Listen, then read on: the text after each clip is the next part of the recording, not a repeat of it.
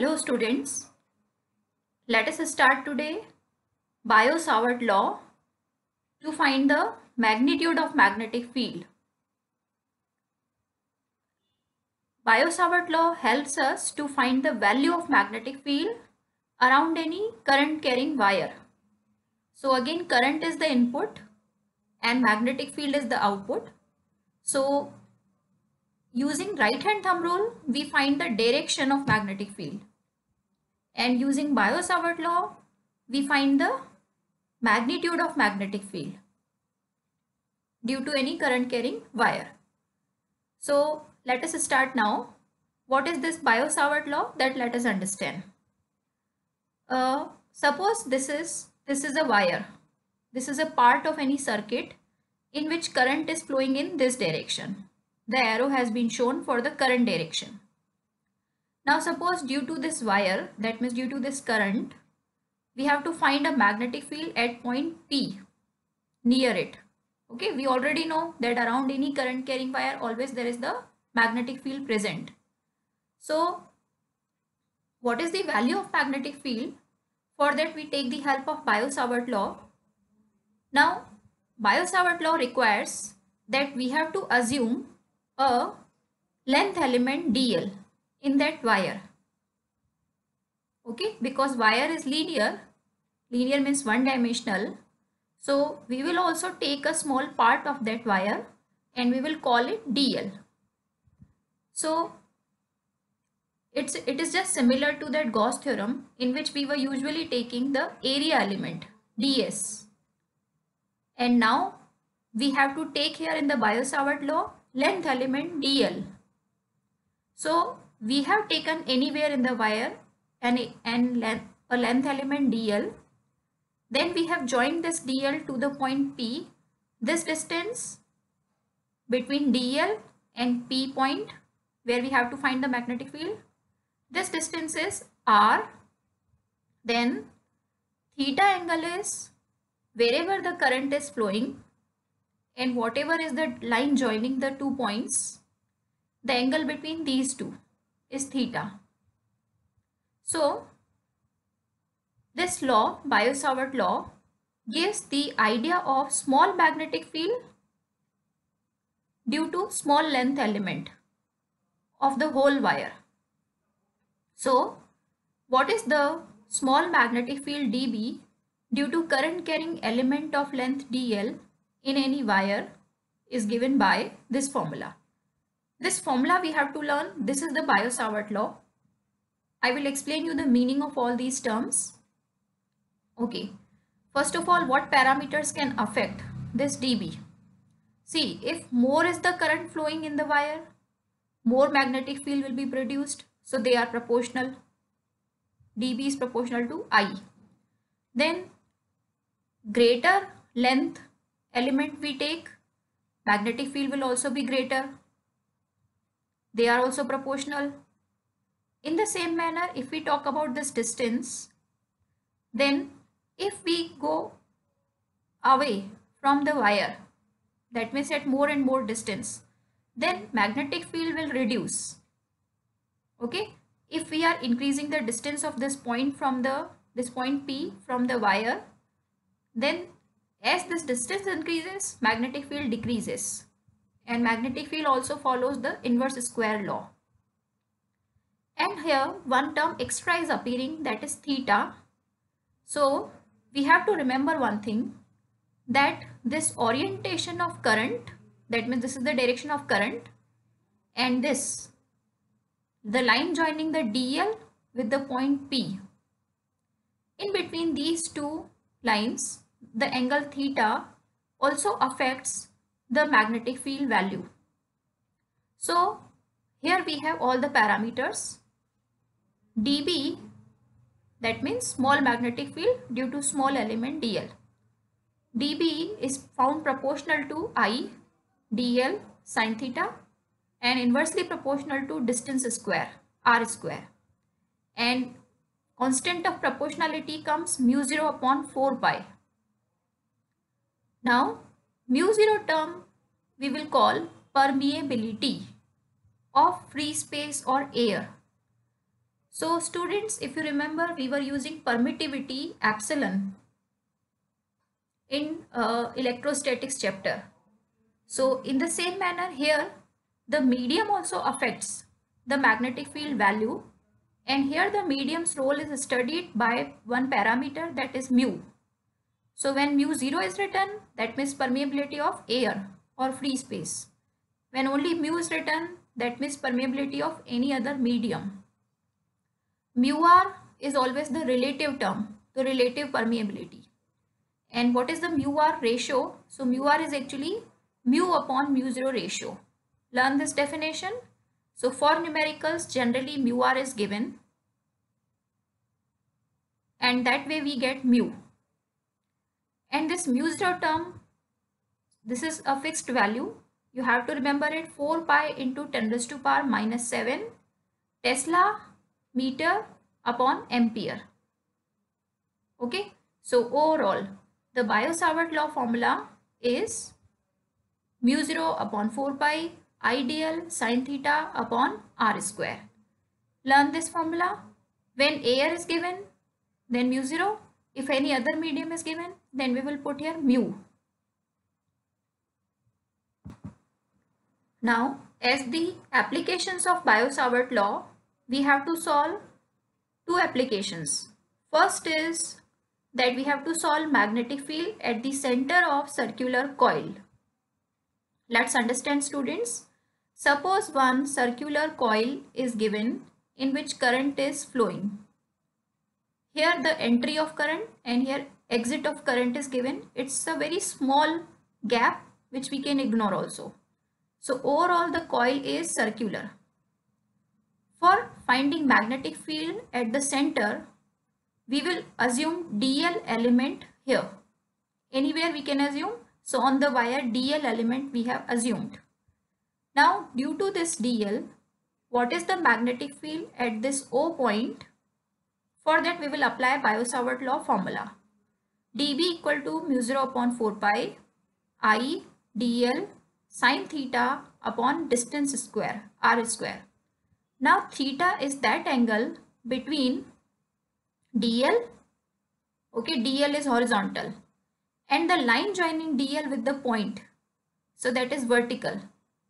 So this angle between horizontal and vertical is 90 degree. That's why here we will put sine 90. Okay, I'm repeating again. dl is in the direction of current. So this is horizontal and the line joining dl with the point is vertical. So the angle between these two is theta 90. Sine 90 becomes 1. And the distance of, what about the distance? So distance is actually the radius of the coil. Radius of the coil we have assumed a. So this distance of dl with the point is a distance. So that's why I have replaced here a. Now once dB is prepared, that means dB is only magnetic field due to small part of the wire of the coil. Now we have to find out due to whole coil, what is the magnetic field at the center. So what we need to do? We always integrate dB to get B. Integration, under integration, we put the whole formula which we have prepared here. Constants are taken out. So mu 0 I upon 4 pi a square is taken out. Only dl is remaining inside. Now students, dl is the part of a circumference. So integration of dl means whole circumference. And whole circumference answer is 2 pi a. A is the radius.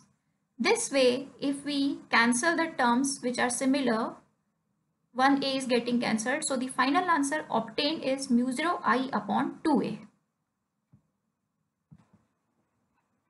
So using this formula for now, n turns coil. Suppose the same coil, it is one round, then second round, then third round, then effect of the B will be multiplying. Effect of the current will be multiplying for magnetic field. That's why one n extra we have to put in the same formula, mu 0 I upon 2a. So for n turn coil, this is the formula, mu 0 n I upon 2a. let us practice now. If we are given two coils, two concentric coils of different radius and different currents in them, then how to find the net magnetic field at the center. So suppose we are given first of all currents in the same direction. In this coil and in this coil, the current is flowing in anti-clockwise direction. Now we have to find the net magnetic field at the center. So our formula is mu0 Ni upon 2a for the coil. Just now each coil is having one turn, so N we have to put 1 only. So let us try now one by one taking the coils.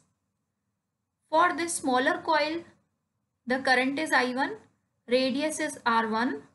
So magnetic field B1 formula is mu0 I1 upon 2 R1. R1 is the radius which we have put for A. Okay, A is the radius required. So here the radius is R1. And what is the direction of this B1? That let us see, because this is anti-clockwise current. So for the anti-clockwise current, anti means N, N means NO. That means normally outwards the direction of the magnetic field is. So B1 direction is normally outwards. Let us now take the effect of this outer coil, bigger coil, okay, at the center. So center is the same, concentric it is. So due to second coil, that means outer coil, magnetic field B2 is mu0 I2 upon 2R2, and because its direction is also anti-clockwise, current direction is anti-clockwise here also, so magnetic field direction is normally outwards. And we can see that if we draw the top view of the coil, then magnetic field B1 and magnetic field B2 both are coming outwards. So both are in the same direction and they are at the same point. So whenever two vectors are in the same direction, the net or resultant is obtained by adding the two. So we will simply add this formula and this formula. So mu0 upon 2 is common, and I1 upon R1 plus I2 upon R2 is the answer. And the final direction is also same as the previous two vectors. So final B direction is normally outwards only. We have the second question in which the currents are in the opposite direction. So inner coil has the current in the anti-clockwise and outer coil has the current in the clockwise direction. So due to inner coil, magnetic field B1 mu0 I1 upon 2R1 is normally outwards, and due to outer coil, B2 formula is mu0 I2 upon 2R2, and direction of the magnetic field will be inwards because current is clockwise, and for clockwise current, magnetic field at the center is normally inwards. Inwards means this from in this paper you have to go normally inwards. Now we can see that for the same coil, one means for the same two coils at the center, one field is outwards B1 and one field is inwards B2. So they are in the opposite direction. So how to find their net resultant? So resultant is obtained by subtracting the two. So we have to do subtraction, and subtraction is always done from the bigger the smaller one. So it will be judged by I1 R1 and I2 R2 values, whichever are given in the question. Suppose our currents are same, then these R1s will decide. R1 R2 will decide. You can see R1 is smaller. That means B1 will be greater. So if we take the current same, then these distances will decide the value that which one is greater. So if B1 is greater than B2, then we have to do B1 minus B2. So mu0 upon 2 I1 R1 minus I2 R2 will be the formula. And what will be the direction of the resultant? Always according to the bigger one. So if you find in the numerical that your B1 is coming greater, then the direction of B1 will be the answer. And if you find B2 is greater, then direction of the B2 you have to write as the resultant direction. So in this manner, you can take multiple coils, concentric ones, and you can find the net resultant magnetic field at the center. You should try now taking 3 coils in which similar current is going but in different directions. So R1, R2, R3 are the radii of these 3 coils. Find the magnitude of net B at the center. Try this question.